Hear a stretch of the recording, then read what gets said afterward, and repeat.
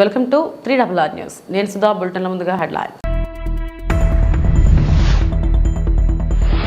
Deputy సీఎంగా పవన్ కళ్యాణ్ బాధ్యతలు.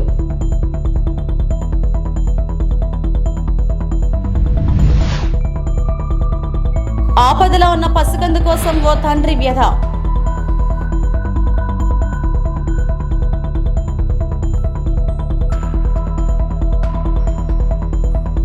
Fake gold బిస్కెట్లను అమ్ముతున్న అంతర్రాష్ట్ర ముఠా గుట్టురట్టు చేసిన రాచకొండ పోలీసులు.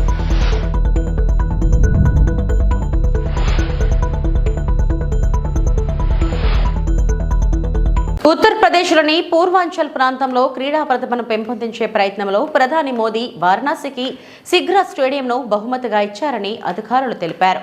వారణాసిలోని కాశీ విశ్వనాథ ఆలయంలో ప్రార్థనలు చేసి లోక్సభ ఎన్నికల తర్వాత తన నియోజకవర్గానికి వచ్చిన మొదటి సందర్శనలో దేవుడి ఆశీస్సులు కోరారు.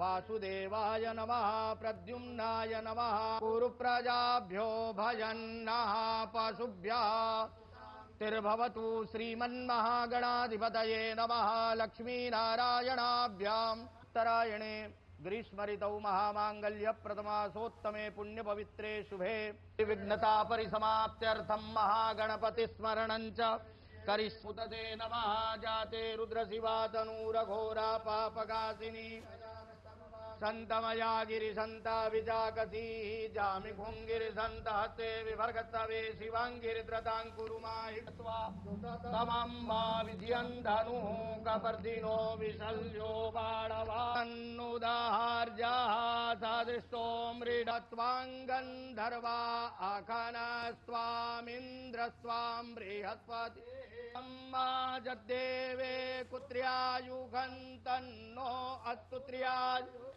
మా నమో బిల్మినే చ కవచినే చ నమో బర్మిణే చ బరూథినే చ నమః శ్రుతాయ చ శ్రుతసేనాయ దేవతా వరుణో దే కర్పూర గౌరం కరుణావతారం సంసారసారం భుజగేంద్రహారం వసంతం హృదయారవిందే భవం భవానీ సహితం నమామి. ధిరస్తు ఉత్తరోత్తర వృద్ధిరస్తు శ్రీ విశ్వేశ్వరః ప్రసన్నోస్తు సత్యా సంతు యజమానస్య కామాః. నమః పార్వతీపతయే హర హర మహాదేవ్. నమః శంభవే శంభవే నమో నమః శంభవే శంభవే శంభవే శంభవే మయో భవే మయో భవే శంభవే మయో భవే శంభవ ఇతి శంభవే మయో భవే మయో భవే మయో భవే మయో భవే. ఆయ నమః దామోదరాయ నమః సంకర్షణాయ నమః వాసుదేవాయ నమః ప్రద్యుమ్నాయ నమః కురుప్రజాభ్యో భజన్నః. నెలలు నిండని జన్మించిన బిడ్డ కోసం ఆక్సిజన్ అందించేందుకు పరుగులు తీస్తూ తల్లడిల్లిన తండ్రి. ఈ సంఘటనపై సామాజిక మాధ్యమాల్లో వైరల్ అయింది. తూర్పుగోదావరి జిల్లా కోటనందూరుకు చెందిన అల్లు శిరీష అనే గర్భిణిని కుటుంబ సభ్యులు మంగళవారం ఉదయం విశాఖ KGH హాస్పిటల్ విభాగంలో చేర్పించారు. నెలలు నిండకుండానే ఓ బిడ్డకు జన్మనివ్వడంతో ఆ శిశువును పిల్లల వార్డుకు అనుబంధంగా ఉన్న NICUలో ఉంచాలని వైద్యులు సూచించారు. దీంతో ఆ పసికందుకు ఆక్సిజన్ పెట్టి NICU బయలుదేరారు. నర్సు బిడ్డను పట్టుకొని ముందు నడవగా సమయానికి సిబ్బంది అందుబాటులో లేకపోవడంతో ఆ బిడ్డ తండ్రి అల్లు విష్ణుమూర్తి ఆక్సిజన్ సిలిండర్ను భుజాన వేసుకుని ఆమె వెంట వెళ్లారు. ఈ ఘటనను వీడియో తీసిన కొందరు సామాజిక మాధ్యమాల్లో పెట్టారు. దీనిపై ఆసుపత్రి పర్యవేక్షక వైద్యాధికారి డాక్టర్ శివానంద ఆరా తీశారు. వైద్యులు సిబ్బందిని పిలిచి ఆగ్రహం వ్యక్తం చేశారు. ఇకపై ఇటువంటి సంఘటనలు పునరావృతం కాకూడదని ఆదేశించారు. ఇక నుంచి బ్యాటరీ వాహనాన్ని అందుబాటులో తెస్తామన్నారు.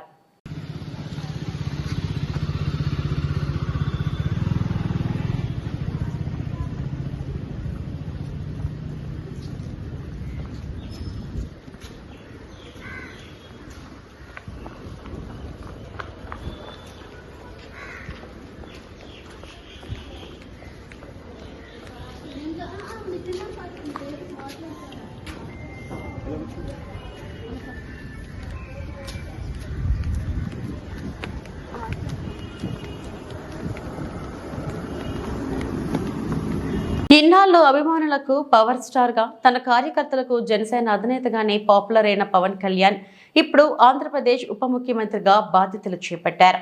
బుధవారం జూన్ 19న జనసేన చీఫ్ పవన్ కళ్యాణ్ డిప్యూటీ సీఎంగా బాధ్యతలు స్వీకరించారు. విజయవాడలోని డిప్యూటీ సీఎం క్యాంప్ ఆఫీసులో పవన్ కళ్యాణ్ తనకు కేటాయించిన మంత్రిత్వ శాఖలు Panchayati Raj, rural development, rural water supplies, అటవీ, పర్యావరణం, శాస్త్ర సాంకేతిక శాఖల బాధ్యతలను స్వీకరించారు.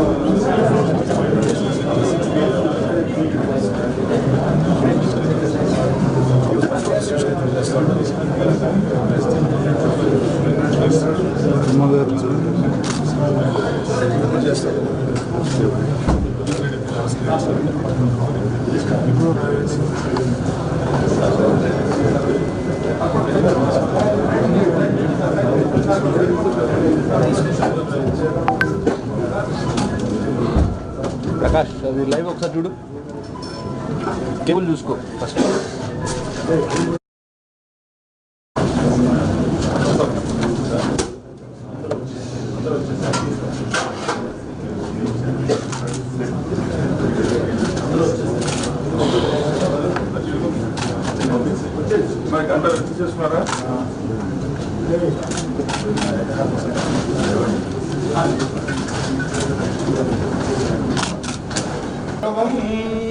శతమానం భక్తాయ పురుషేంద్రియాయుష్యేంద్రియే ప్రతిష్టతి.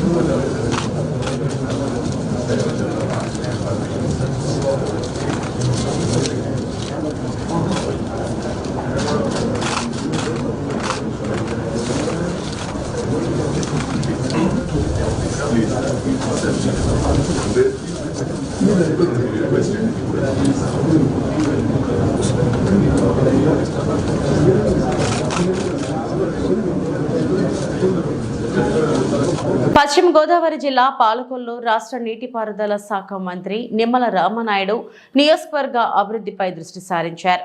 గత టీడీపీ ప్రభుత్వంలో 80% పూర్తయిన పలు అభివృద్ధి పనులు మిగిలిన 20% పూర్తయ్యేలా ప్రణాళికను సిద్ధం చేసుకున్నారు. అందుకు అనుగుణంగానే ముందుగా పాలకొల్లు పురపాలక సంఘంల కార్యాలయ వివిధ విభాగాల పనితీరుపై అధికారులతో సమీక్ష నిర్వహించారు. టిట్కో గృహాలు, త్రాగునీరు, రహదారులు, మరుగు డ్రైన్లు, వీధి లైట్లు తదితర పనులపై ఆరా తీశారు. ఈ సందర్భంగా మీడియాతో మాట్లాడారు. జలవనరుల శాఖ మంత్రి రామానాయుడు పాలకొల్లు పురపాలక సంఘ కార్యాలయంలో వివిధ విభాగాల పనితీరుపై అధికారులతో సమీక్ష నిర్వహించారు. పాలకొల్లులో గత టీడీపీ ప్రభుత్వంలో 80% పూర్తయి మిగిలిన 20% పనులను పూర్తి చేస్తానన్నారు. పాలకొల్లులో టిట్కో గృహాల్లో మౌలిక సదుపాయాలు కల్పిస్తాం. పాలకొల్లు పట్టణ ప్రజలకు సురక్షిత త్రాగునీరు అందించేందుకు 250 కోట్లతో విఘ్నేశ్వరం నుంచి గోదావరి జలాల పైప్ లైన్ పథకం పూర్తి చేస్తారన్నారు.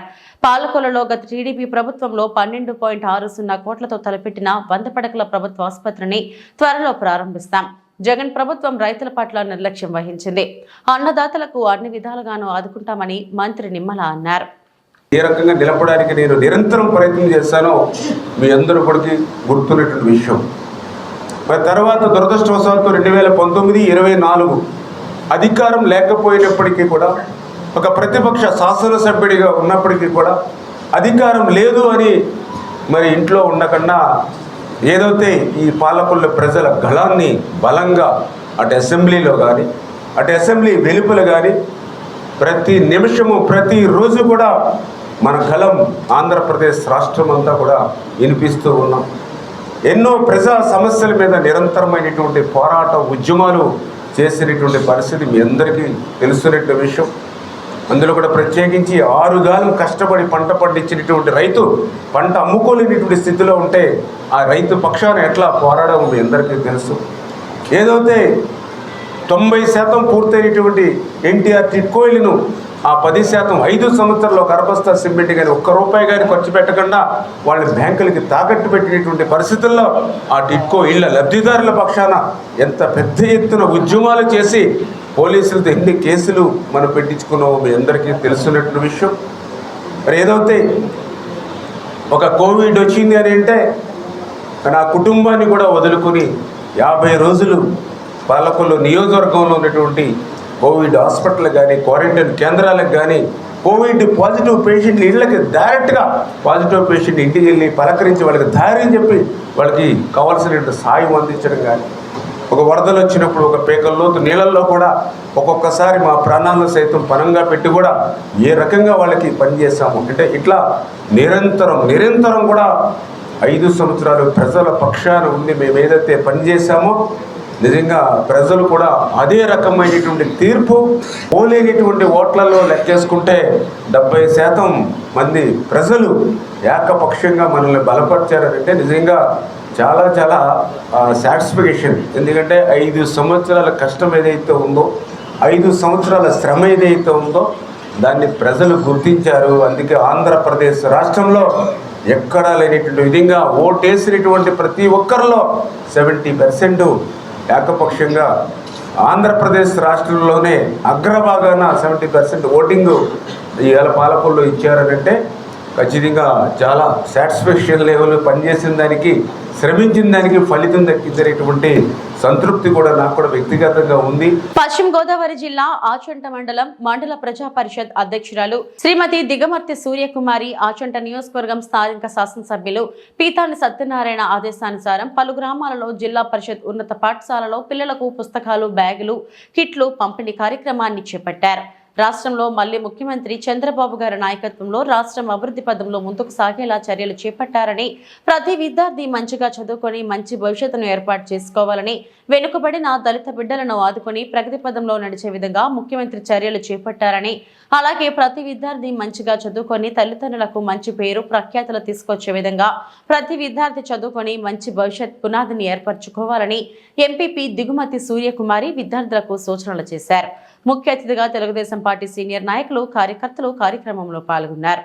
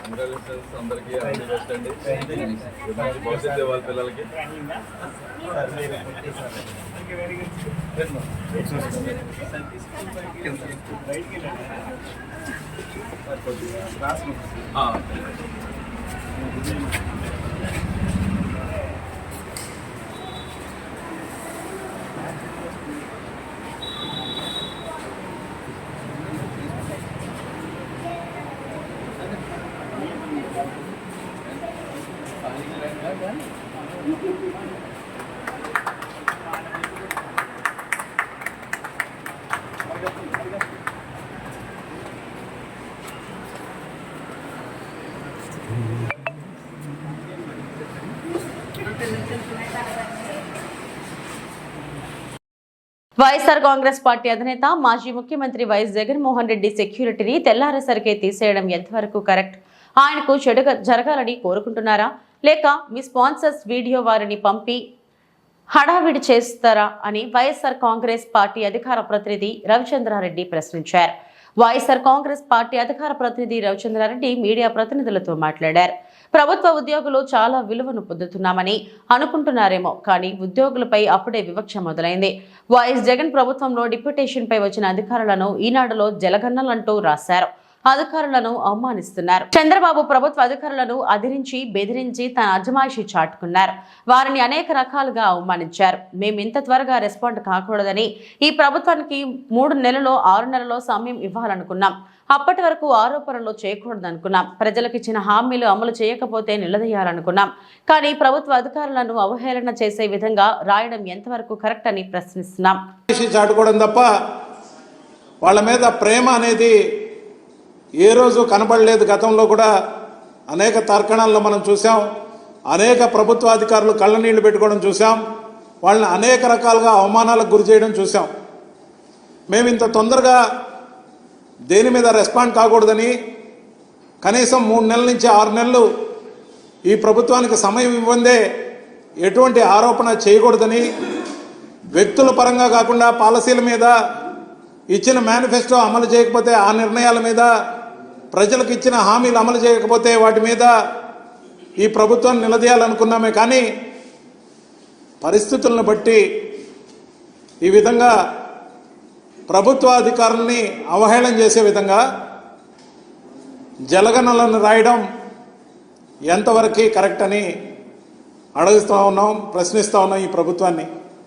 అలాగైతే తమరి హయాంలో గతంలో 2014 నుంచి 19 వరకు ఎవరైతే డిప్యూటేషన్ మీద వచ్చిన అధికారులు ఉన్నారో, ఫర్ సపోజ్ రాజమౌళి ఐఏఎస్ కానీ, ఇప్పుడు మీరు విమర్శిస్తున్న కేవీవి సత్యనారాయణ గారు కానీ, వెంకయ్య చౌదరి గారు కానీ, కల్నల్ అశోక్ బాబు కానీ, లేకపోతే సంధ్యారాణి పోస్టల్ డిపార్ట్మెంట్ నుంచి వచ్చిన కానీ, గురుమూర్తి సెంట్రల్ సర్వీస్ నుంచి వచ్చిన వారు కానీ, మరి శ్రీనివాస్ సర్వశిక్ష అభియాన్ నుంచి వచ్చిన వారు కానీ, జాస్తి కృష్ణ కిషోర్ తాళాలన్నీ ఇతనిగా ఇచ్చారు కదా గతంలో తమరు. మరి వెంకటేశం సమాచార కమిషనర్గా గతంలో పనిచేసిన వారు కానీ, రమణారెడ్డి రైల్వే శాఖ నుంచి వస్తే గతంలో చంద్రబాబు చేసిన తప్పిదం వల్లే పోలవరం ప్రాజెక్టు ఆలస్యమైందని ఏపీ మాజీ జలవనరుల శాఖ మంత్రి అంబటి రాంబాబు అన్నారు. సీఎం చంద్రబాబు తాజాగా పోలవరంలో పర్యటించడం, ప్రెస్ మీట్ నిర్వహించి గత ప్రభుత్వంపై విమర్శలు గుప్పించడంతో అంబటి స్పందించారు. పోలవరంపై ముఖ్యమంత్రి చంద్రబాబు చెప్పిన మాటలన్నీ అవాస్తవాలు, పచ్చి అబద్దాలని జలవనరుల శాఖ మాజీ మంత్రి అంబటి అన్నారు. పోలవరం పర్యటన సందర్భంగా తాను చేసిన తప్పులను గుర్తు చేసుకోకుండా జగన్మోహన్ రెడ్డి గారిపై బురద జల్లేందుకు చంద్రబాబు ప్రయత్నించారని మండిపడ్డారు. చేసిన తప్పులను సవినయంగా ఒప్పుకొని చిత్తశుద్ధితో ప్రాజెక్టును పూర్తి చేయడంపై దృష్టి పెట్టాలని హితవు పలికారు. తాడేపల్లిలోని పార్టీ కేంద్ర కార్యాలయంలో అంబటి రాంబాబు మీడియా సమావేశం నిర్వహించారు. చంద్రబాబు నాయుడు గారు చెప్పినటువంటి విషయాల మీద జగన్ కాంప్లికేటెడ్ పోలవరాన్ని జగన్మోహన్ రెడ్డి గారు ముఖ్యమంత్రి అయిన తర్వాత దాన్ని చాలా కాంప్లికేటెడ్ చేశాడు, సర్వనాశనం చేసేశాడు అనేటువంటి మాట. మళ్ళా Polavaram works to be over in 4 years అంటే పోలవరాన్ని పూర్తి చేయాలంటే కనీసం ఇంకా 4 సంవత్సరాలు పడుతుంది అనేటువంటి మాట చంద్రబాబు నాయుడు గారే మాట్లాడారు. మరొక ఇంగ్లీష్ పత్రికలో, చాలా ఫేమస్ పత్రికలో ఆయన మాట్లాడుతూ it will take 4 years to complete Polavaram 4 సంవత్సరాలకు కానీ పూర్తి కాదు అనేటువంటి మాట. ఇక్కడ ప్రజలు, మేధావులు, నీటిపారుదల మీద అవగాహన ఉన్నవారు, దీన్ని స్టడీ చేయాలనుకునేవారు, వారందరికీ నేను కొన్ని విషయాలు ఈ సందర్భంగా చెప్పాలనేటువంటి ఆలోచనతో ఉన్నా. అదేమిటంటే,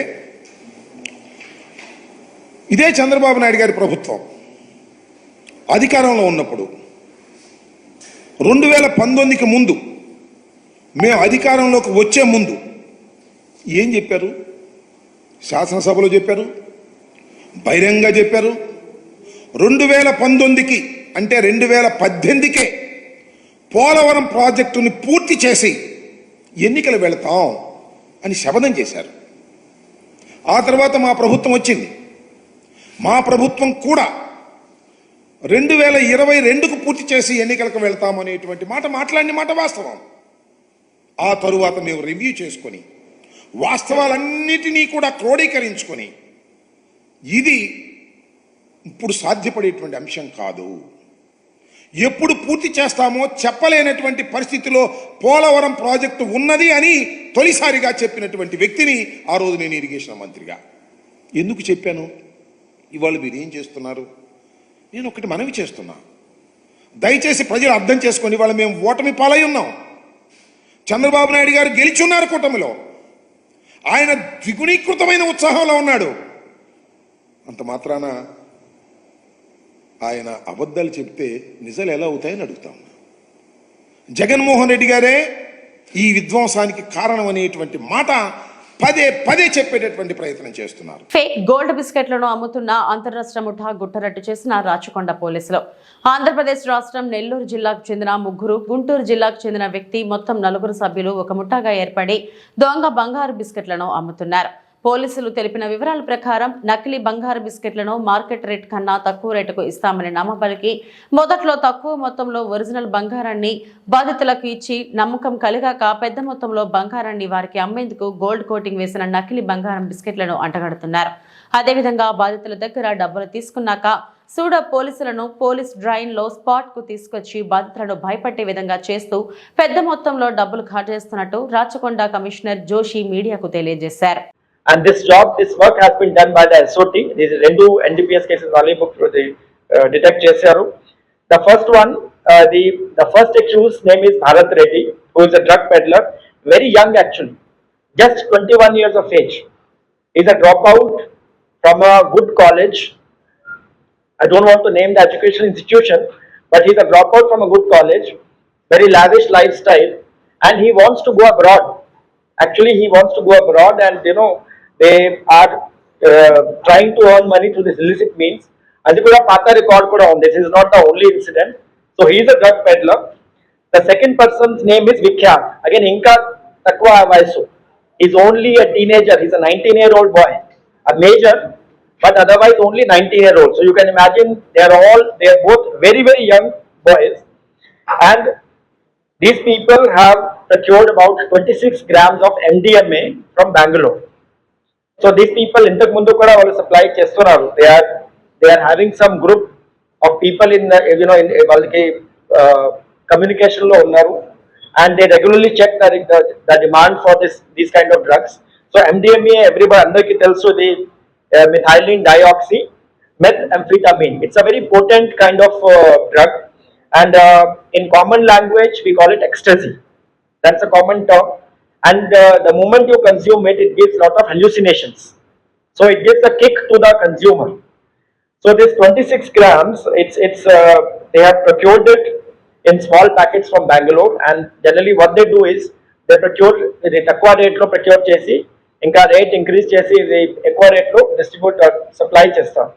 So normally if we see, they will get it for 1200-1300 rupees, and they will sell it for 4500 to 5000 rupees per gram adi rate undi. So in this particular case, about 26.7 grams they have brought it from there. And the person is a consumer who is again a 25-year-old boy. He's a private job, doing a private job. His name is Hemant Kumar, and he's a native of Hayatnagar. So this the first accused Bharat Reddy, వాళ్ళకి background చూస్తే ఇంతకు ముందు కూడా Hayatnagar లో plus Abdullapuram ఇంతకు ముందు కూడా NDPS cases ఉన్నాయి. That means he was earlier also involved in similar kind of drug offenses. So he is a regular drug peddler. Though he is very young, only 21-year-old, but he has been regularly involving in this. Apart from that, ఇంకా 4 cases ఉన్నాయి. ప్రముఖ పుణ్యక్షేత్రమైన శ్రీకాళహస్తీశ్వర స్వామివారి దేవస్థానానికి తెలుగు చలనచిత్ర heroines Manchu Lakshmi, ప్రజ్ఞ జైస్వాల్ వారి కుటుంబ సభ్యులతో శ్రీకాళహస్తీశ్వర స్వామివారిని దర్శించుకున్నారు. ఆలయ అధికారులు స్వాగతం పలికి శేష వస్త్రంతో సత్కరించి తీర్థ ప్రసాదాలు అందజేశారు. కార్యక్రమంలో ఆలయ అధికారులు పాల్గొన్నారు.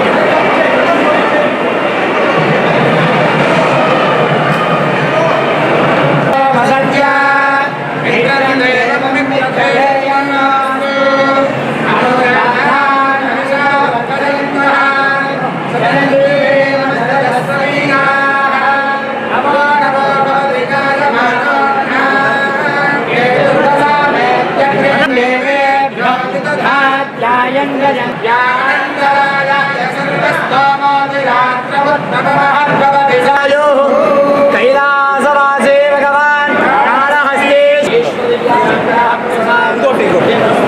ప్రసాదం ఇచ్చేసి ఉద్యోగం వ్యాపారం వ్యవసాయాన్ని అందరికీ ఒకటి సకల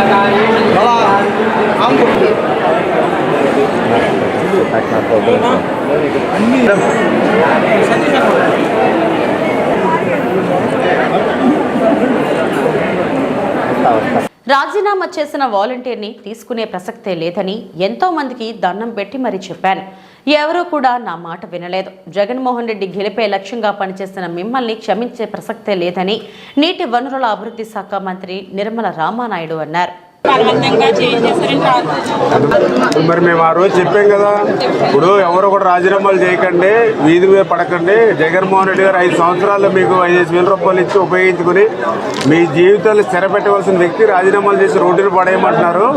మళ్ళీ మేము వచ్చాక శాలరీలు పెంచుతాము, వ్యవస్థను కంటిన్యూ చేస్తామని చెప్పామా లేదా? అలాగే నేను కూడా గట్టిగా చెప్పాను కదా. మరి మా మాటలు నమ్మాలి కదా మీరు. వాళ్ళ బలవంతం చేస్తే,